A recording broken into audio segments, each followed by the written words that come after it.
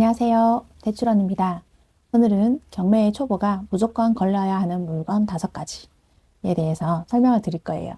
경매에서 돈을 버는 사람은 물건의 가치를 볼 줄 아는 사람입니다. 아무리 저렴하다 하더라도 가치가 없는 것에는 입찰을 잘 하지 않죠. 싸다고 해서 입찰을 해서 무조건 팔리던 시대는 지금은 조금 지나지 않았나. 그래서 초보분들이 물건을 선별하실 때, 특히 요즘같이 단타를 많이 생각하실 때는 조금 더 물건을 신중하게 고르시는 게 맞지 않나 그렇게 생각을 합니다. 그래서 오늘 영상에서는 경매 초보라면 아무 생각 없이 입찰했다가 가장 많이 무너지는 물건 5가지 기준만 말씀드리도록 하겠습니다. 이걸 모르고 입찰하면 수익이 아니라 시간과 돈이 같이 묶일 수 있답니다. 요즘은 경매를 하시더라도 조금 더 양극화라고 하죠. 되는 곳은 더 잘 되고 안 되는 곳은 조금 더 어렵고 이렇게 생각을 많이 하시는데 이럴 때일수록 초보분들이 물건 선별함에 있어서 조금 더 다른 사람들이 좋아할 만한 물건 선별해서 잘 하시는 게 맞다고 생각을 합니다. 오늘 내용은 권리 분석을 잘하자는 영상이 아닙니다. 권리 분석 이전에 아예 보면 안 되는 물건을 거르는 기준입니다. 경매는 가치 있는 물건을 잘 골라서 나의 자산으로 만드는 게임입니다. 그러기 위해서는 이 5가지를 꼭 걸으셔서 경매로 수익 대박 나시기를 응원합니다. 첫 번째입니다. 사람이 줄어드는 지역의 물건. 아무래도 인구가 늘어나는 곳이 인구가 줄어드는 곳보다는 조금 더 물건을 매수할 분들이 더 많겠죠. 실거주자가 더 많아지겠죠. 그래서 부동산 지인이나 이런 자료들을 보면 인구가 감소하고 인구가 유입되고 이런 지표들이 있답니다. 그래서 그런 것을 보면서 지역에 대해서 먼저 분석을 해야 될 필요가 있다고 생각을 합니다. 가격이 싸도 감정가 대비 뭐 30%, 50%라도 해도 관심을 가지지는 않습니다. 왜냐면 경매는 낙찰이 끝이 아니라 그 다음이 시작이기 때문이죠. 팔아야 하고 임대를 놔야 하고 누군가는 들어와야 됩니다. 근데 인구가 감소하는 지역은 아무리 싸도 출구가 없습니다. 부동산이란 내 물건을 소화해줄 누군가는 있어야 하는데 투자자가 유입되지 않는 이상 실입주자들이 매수해야 할 물건들이라면 더욱더 인구 감소 지역은 피해야겠죠. 아무래도 인구가 많이 늘어난 밀집 지역, 줄어들진 않지만 그대로 유지하고 있지만 실입주가 많은 지역, 그 동네는 실입주자가 많다. 이런 부분들은 지역 분석, 임장, 발품, 손품을 팔면서 조금 자료를 모아봐야지만이 가능할 거라고 생각을 합니다. 두 번째입니다. 정리를 내가 해야 되는 물건이에요.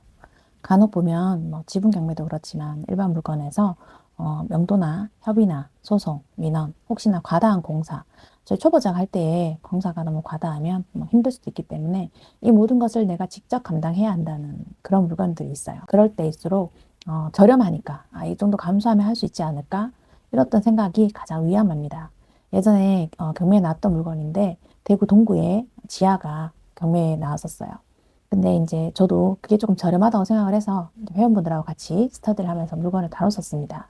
근데 이전에도 그 물건이 경매에 나와서 누군가 낙찰을 받아서 안에 이제 인테리어를 다 해놨더라고요. 다 해놨는데 임차인을 못 맞추다 보니까 결국은 곰팡이가 다시 스물스물 올라와 있는 그리고 공실로 남아 있는 그래서 그게 한 감정이 8천이었으면 2천만 원까지 떨어져서 결국에는 누군가가 받아가긴 했어요. 그렇지만 그게 그런 물건들을 늘 하는 분 아니면 자기만의 노하우가 있는 분 이런 분들은 어느 정도 견뎌낼 수 있는 멘탈이 저는 된다고 생각을 해요. 근데 내가 초보인데 싸니까 금액이 얼마 안 드니까 그런 물건을 받아서 처리를 하는 거는 좀 굉장히 위험할 수 있다. 그렇게 생각을 합니다. 그래서 그런 물건에 곰팡이 청소나 누수공사 그런 걸 하고 나면 끝이 아니라 또 임대가 안 나가면 다시 또 곰팡이가 생기고 그런 과다한 공사로 인한 스트레스가 굉장히 경매 싸다고 해서 다 되는 게 아니구나라는 것을 배우게 되는 그런 케이스도 있어요. 그렇기 때문에 어떤 물건을 내가 다 할 수 있다. 내가 명도도 하고 할 수 있다. 이렇게까지 생각하시는 건 좀 그렇고 초보분들은 조금 더 간단하게 처리할 수 있는 물건 그런 물건 위주로 하시는 게 훨씬 더 처음 하실 때는 도전적으로 하실 수 있다고 생각하고 있습니다. 정리는 경험이 쌓인 뒤에 하는 겁니다. 처음부터 들어가서 경매가 하는 것은 계속 그런 물건만 하게 되거든요. 그러면 앞서 말씀드린 가치에 대한 부분보다는 싸니까 계속 치워가면서 해야 되는 그런 거를 하다 보면 결국은 수익에서도 그렇게 크게 남진 않을 수도 있어요. 그래서 너무 권리관계나 복잡하거나 도전적인 물건은 초보일 때는 피하는 게 맞습니다. 세 번째입니다. 경매에서 안정적인 물건은 항상 선택지가 여러 개일 경우일 때죠. 일단 물건을 낙찰받으면 매도가 가능하거나, 임대가 가능하거나, 보유가 가능하거나, 제가 그런 말을 많이 해요. 지분할 때. 내가 사도 좋고, 공유자가 사도 좋고, 같이 팔아도 좋고. 그런 물건이 가장 베스트하겠죠. 왜냐면 내가 봤을 때도 가치가 있는데, 공유자가 봐도 당연히 가치가 있겠죠. 그러면 제3자인 일반 시장에 내놨을 때도 이 물건은 가치가 있겠죠. 그런 지분을 많이 고르라고 말씀을 하는데요.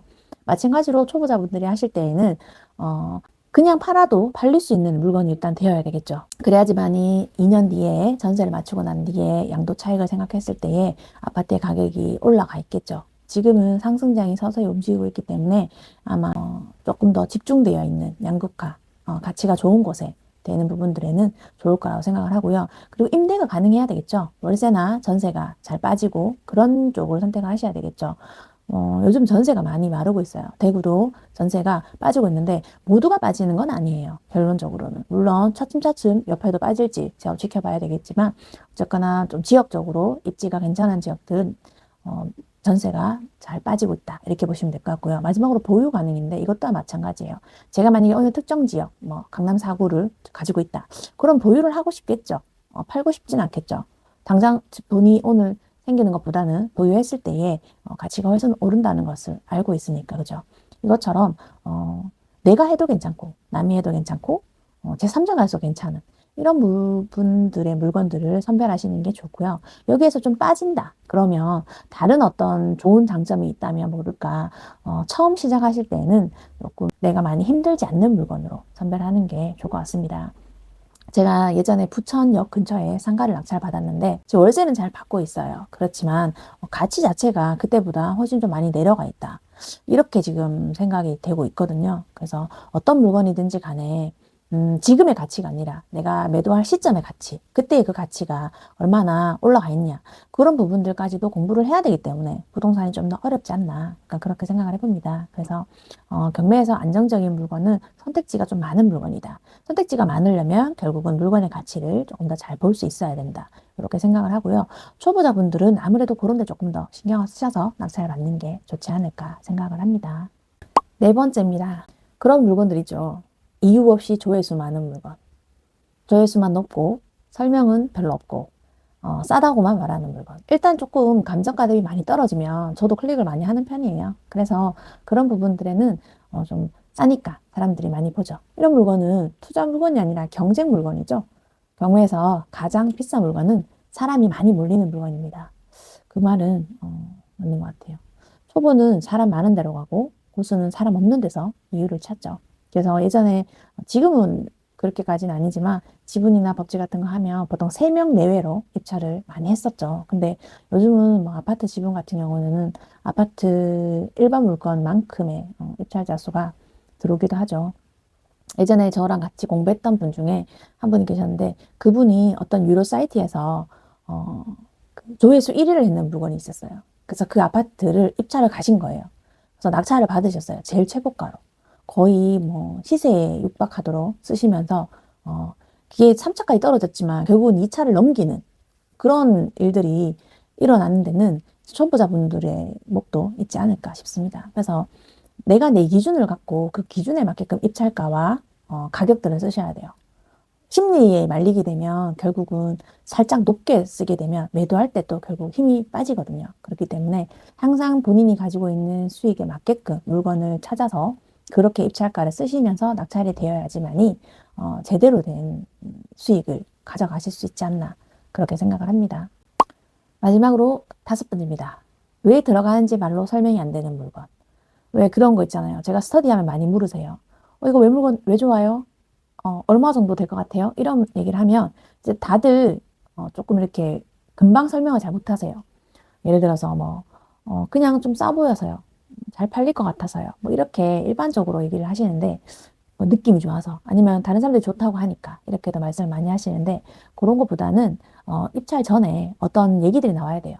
이 물건은 개발 이슈, 재건축, 아니면 높은 실거래가, 아니면 이제 실거래 사이클이 좋다, 아니면 앞으로 어떤 이슈가 있다, 아니면 뭐 현재의 가격이 지금 대비 많이 내려져 가 있다. 이런 이제 여러 가지 이유가 딱 맞아 떨어져야지만이 내가 그 물건을 했을 때 나의 소식권, 입찰가를 쓸 수 있고 또 거기에 맞게끔 수익 마지막 출고까지 매도까지 내가 다 내 페이스대로 만들어 갈 수 있지 않나 그렇게 생각을 합니다. 그래서 어떤 물건이든지 간에 내가 분석을 했을 때에 괜찮을 것 같지 않아요? 이런 답은 조금 맞지 않다. 어떤 부분이 괜찮은 건지 쭉 5가지 말씀드린 것처럼 인구가 어느 정도 있고 어디서 유입이 되고 있으며 현재 실거래는 어떻게 움직여 있고 그 다음에 이제 그 실거래 개수가 뭐 한 달에 몇 개씩 찍히고 있으며 전세가 현재 몇 개가 있고 이런 식의 이제 데이터적인 부분들이 충분히 나와주고 그렇게 했을 때 가격이 지금보다 훨씬 얼마 정도는 싸게 했을 때 내가 매도를 했을 때 가격이 얼마 정도까지는 받을 수 있겠다.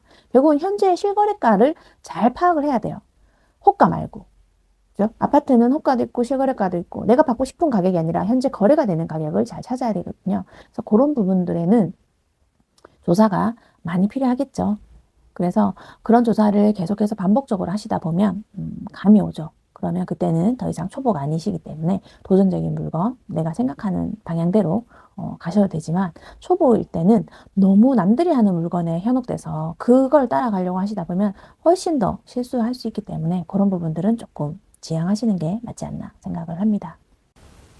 경매에 초보가 거르는 물건은 꼭 비싼 물건은 아닙니다. 사람이 빠지는 지역, 내가 좀 과도하게 정리를 해야 하는 구조, 수익이 하나뿐인 거, 그 다음에 이유 없이 인기가 많다는 거, 그 다음에 설명이 안 되는 나의 선택, 이런 이제 나의 주관이 없는 부분들을 가지고 일단은 조금 초보분들은 거르시는 게 맞다. 충분히 내가 공부가 되고 그랬을 때 이 물건을 나중에 어떻게 사이클을 돌릴지에 대해서 그려볼 수 있는 정도가 됐을 때 입찰하시는 게 좀 맞다. 이렇게 생각을 하고요. 이런 5가지만 지워도 경매는 훨씬 편해집니다. 경매는 어려운 게 아니라 선별하는 기준이 없어서 힘든 거예요. 그리고 초보분들이 제가 늘 자주 하는 말이 있는데 멘탈을 저는 자주 얘기해요. 그래서 전 지분할 때도 그렇지만 협상을 해야 되고 누군가를 만나야 되고 아니면 뭐 문자나 이런 부분들도 많이 하신다고는 하시는데 어쨌거나 해보지 않은 일을 새롭게 받아들이는 그 과정에서 내가 하지 않았던 일들을 정리해 가는 그런 과정에서 멘탈을 가장 잘 세워야 된다고 생각을 하고요. 그렇기 때문에 멘토가 필요하고 친구가 필요하다고 생각을 해요. 그래서 내가 멘탈로 내가 품을 수 있는 물건 빌라지만 내가 이 정도는 감수할 수 있다. 그러면 전 또 가능하다고 생각을 하거든요. 그러니까 내가 잘할 수 있는 물건들을 생각을 하셔가지고 그런 물건에 도전해 보시면 충분히 좋은 성과가 나오실 거라고 생각을 하고요. 경매를 꾸준하게 할 수 있도록 그런 분들이 많아지셨으면 하는 마음입니다. 경매는 어려운 게 아니라 선별의 기준이 없어서 힘든 겁니다. 구독과 좋아요는 이 기준이 도움이 되셨다는 거, 그걸로 충분합니다. 감사합니다.